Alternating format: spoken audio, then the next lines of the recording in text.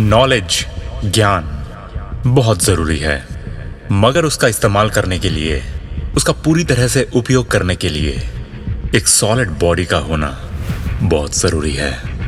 खड़ा होना पड़ता है सही दिशा में, लेफ्ट हो, राइट हो, ऊपर या नीचे, टारगेट को लॉक करके फिर बस चलना पड़ता है। हम सब फिजिकल एक्टिविटी करने की अहमियत को जानते हैं।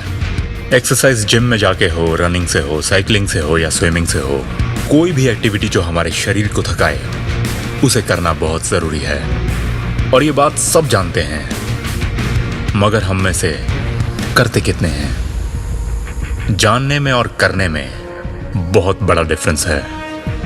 आज हमारा डिफॉल्ट मोड बस बैठे रहना है। हर काम बैठे बैठे हो जाता है। बैठे बैठे शॉपिंग, बैठे बैठे ऑफिस का काम, बैठे बैठे पिक्चर देख ली, फिर इतना सब कुछ करके जब थक गए तो बैठे बैठे ही आराम।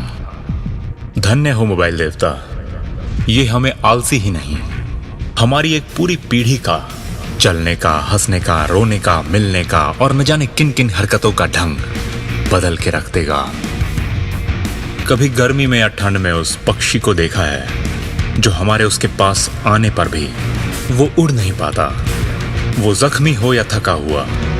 एक बात हमें साफ हो जाती है कि उसके साथ कुछ गड़बड़ है, और हमें हैरानी होती है कि जमीन पर होने पर भी उसे अभी तक बिल्ली खाने क्यों नहीं आई। वो बस सहमा सा धीमी धीमी आंखें मूंद कर बैठा रहता है।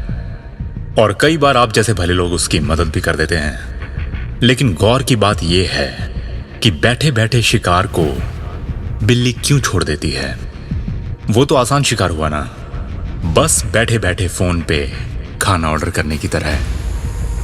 पता है बिल्ली उसे क्यों नहीं खाएगी? क्योंकि उसके पास ज्ञान भी है और ताकत भी।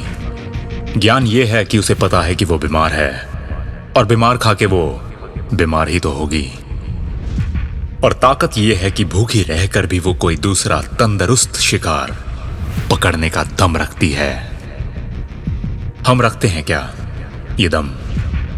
भूखे पेट रहकर भी सीधे खड़े होकर चलने का दम, अपनी पूरी ताकत के साथ अपने शिकार की ओर लपकने का दम।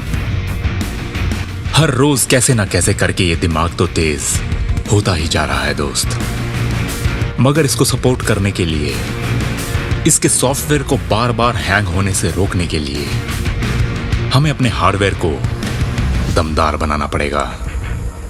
बैठे बैठे जो काम चल रहे हैं ठीक हैं, मगर बस दिमाग से ही भग लेता अगर उसेन बोल्ट तो बन जाता वर्ल्ड रिकॉर्ड। उसके लिए तो उसेन भाई को भी ग्राउंड में उतरना पड़ता था। दिमाग के पास पैर नहीं होते, बस उनको इस्तेमाल करने का ज्ञान होता है। हमारे शरीर में हर हरकत दिमाग से किसी सिग्नल के आने पर होती है, और बैठे बैठे तो कई सिग्नल्स ब्लॉक हो जाते हैं। उन्हें खोलने के लिए फिर चलना पड़ता है। बैठे बैठे न जाने हमारे कौन कौन से सिग्नल्स ब्लॉक हो चुके हैं, और क्या पता पहली ब्लॉकेज इसी सिग्नल में हो जो ये बताए कि उठ के थोड़ी कसरत कर लेना भाई।